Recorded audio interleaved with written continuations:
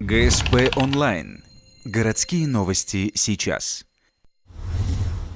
Вторник, 16:00. Школа номер 16. Закрытие детского оздоровительного лагеря «Ухтинец».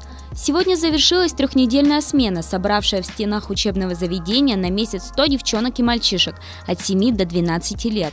Для родителей это большое подспорье в период начала школьных каникул, ведь тут ребенок находится под присмотром профессиональных педагогов, которым помогают вожатые из числа старшеклассников.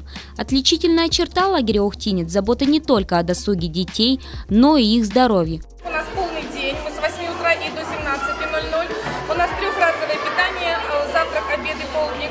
У нас послеобеденный сон и у нас лечебница. Это очень яркое отличие, мне кажется.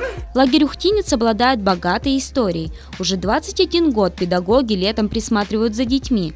За это время свое здоровье здесь поправили более 2500 ребят. Каждое новое занятие в лагере особенное.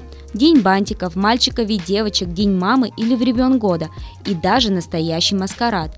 Сегодня на закрытии лагерной смены юные ухтинцы получают подарки, канцелярские принадлежности для следующего учебного года.